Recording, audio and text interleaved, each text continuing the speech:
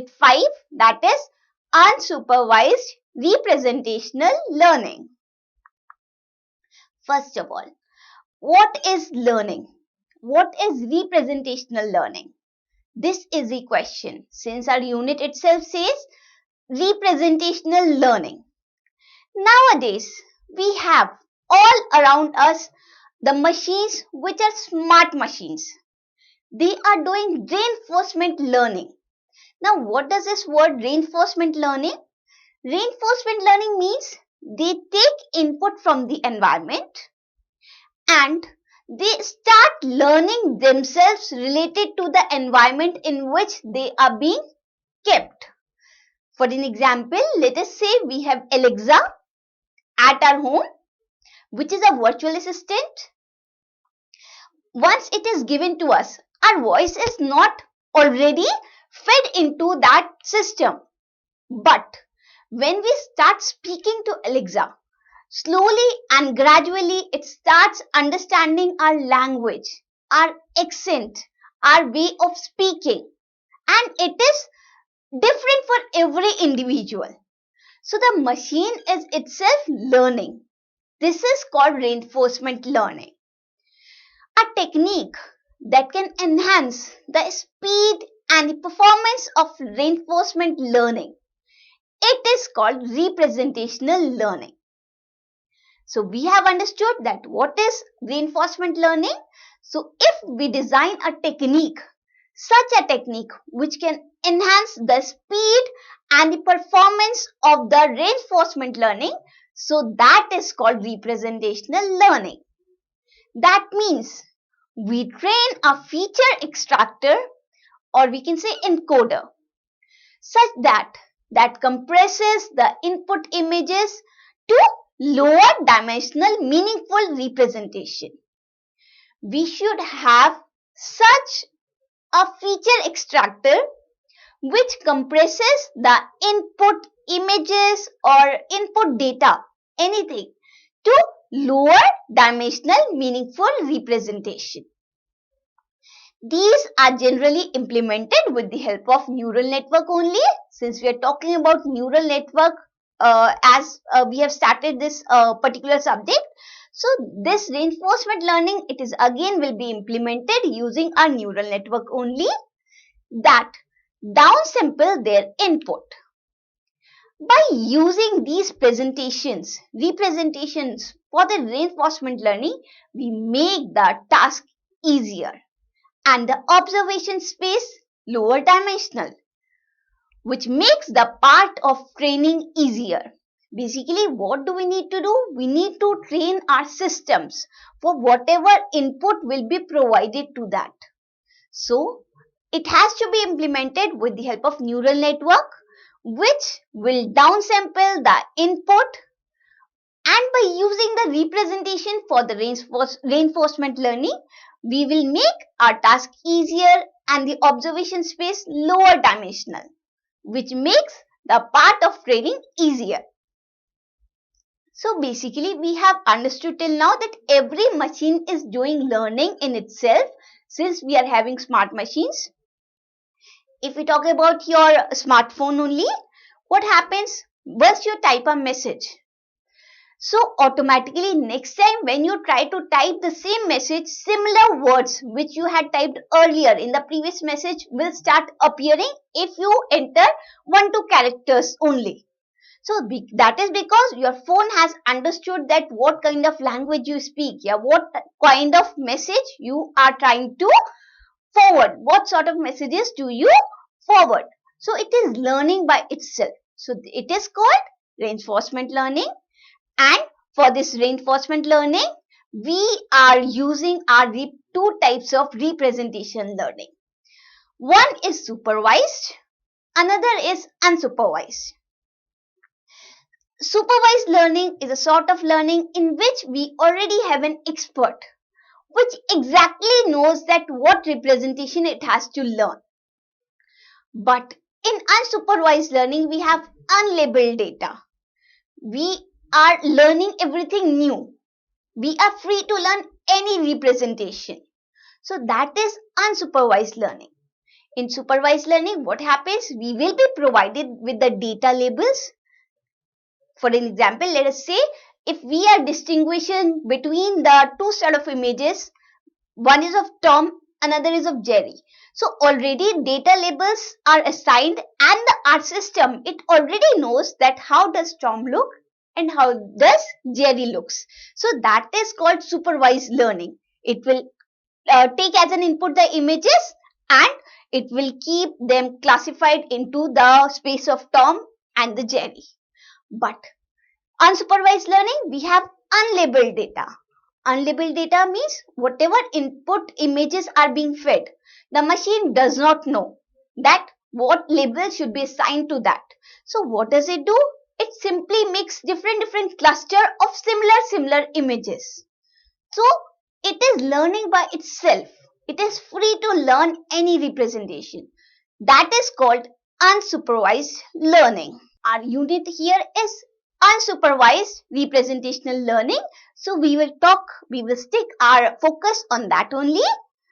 Unsupervised learning, it uses machine learning algorithms to analyze and cluster the unlabeled data set.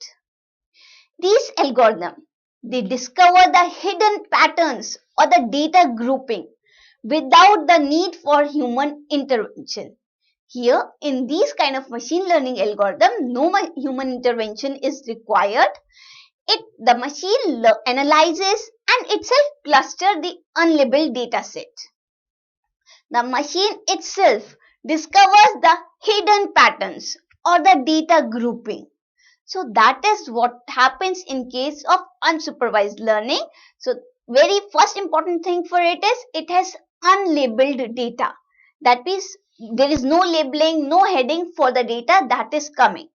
The machine has to itself learn to separate the input coming for the machine. Now, its ability to discover the similarities and the differences in the information make it the ideal solution for exploratory data analysis, even cross-selling strategies for the purpose of customer segmentation and image recognition. Unsupervised learning method, they are the opposite of supervised learning method. In this particular machine learning method, our machine learning algorithm, they learn from the pattern, they try to make the pattern themselves. They will be given the raw data and they will be able to differentiate between the different kinds of patterns, different kind of images, different kinds of audio, videos, whatever input in any form will be provided to them. So that is what happens in case of unsupervised machine learning. Although these methods may have a lot of uncertainties in the result, we can always obtain some useful information such that all kind of unknown pattern in the data and the useful features of the categorization.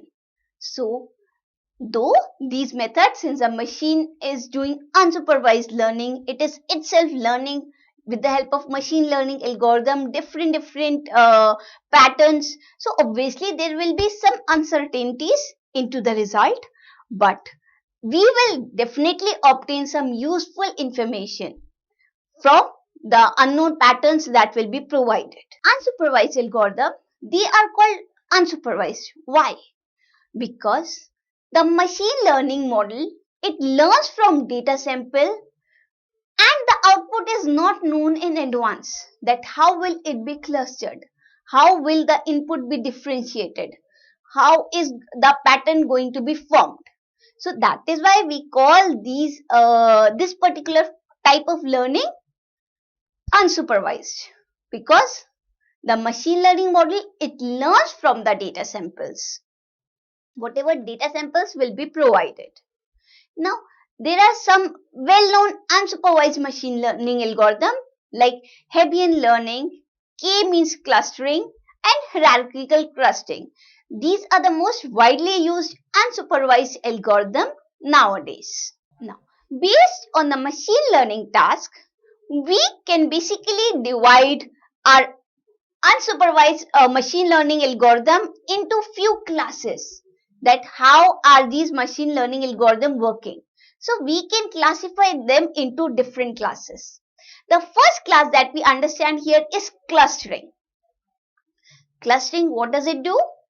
It is used to find the relationship pattern and the similarity among the input data samples. Whatever input data samples will be provided, our clustering, what will it do? It will understand the patterns in the input data samples and the similarities in them.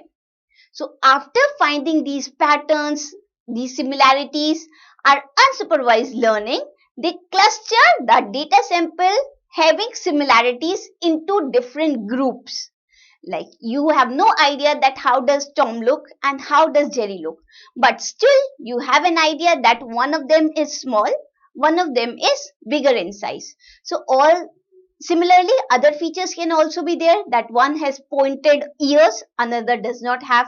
So some of the features will be extracted from the input data samples, and depending on those features, these two images will be clustered into two different groups. So that is what is clustering. Taking the input sample and dividing it into different cluster, or we can say different group. At one place we'll have smaller images, at another place we will have the bigger images. So using some feature, we can cluster them into different groups. Next, the class of unsupervised learning is association. Association, as a word itself is saying, association means some form of similarity, some form of relation. So association is used to find the related pattern that represent the relationship between the various data items in the large data set. Example, we can say, we can have, if some balls are being provided to us, so we can just group the yellow balls at one place, red balls at another place, blue balls at another place, because we know that they have similar color. Using the color feature, we can associate the yellow balls together. Similarly, we can associate the blue balls, red balls together. So that is how the association works. Association means to find the related pattern which will represent the interesting relationship between the data samples. That is what is association. So machine learning unsupervised algorithm, one class we have understood is clustering. Another class we have understood is association. Next is dimensionality reduction. Dimensionality reduction means reducing the dimensions, means contracting the image or contracting the input data sample. As the name says, it is used to slash the number of feature variables. It means it is used to cut or wipe some feature variables. To do this, it selects a principal feature for every data sample. The main reason behind using this method is to eliminate the problem of feature space complexity. Also, if we call it in the machine learning terms, it will be known as the curse of dimensionality. PCA, that is principal component analysis. It is one of the most popular dimensionality reduction method that is usually used. So dimensionality reduction, basically it is used to slash the number of features variables, and it selects a principal feature for every data samples. Like we can have different features in the image provided to us. So one proper principal feature will be selected for our data sample. Why do we do this? This is being done to eliminate the problem of feature space complexity, and which is the most common algorithm used for it, that is principal component analysis, PCA we call it in short. Comes another class, that is anomaly detection. This is another class of unsupervised machine learning. Anomaly, as the name is saying, to find some differentiating feature, to find the occurrence of anomalous observation, that is the observation that do not occur generally. Basically, anomaly detection, it uses the learned knowledge to differentiate between the normal and the anomalous data points. Mean shift clustering and K-means clustering, these are some unsupervised machine learning algorithm where we can do this anomaly detection.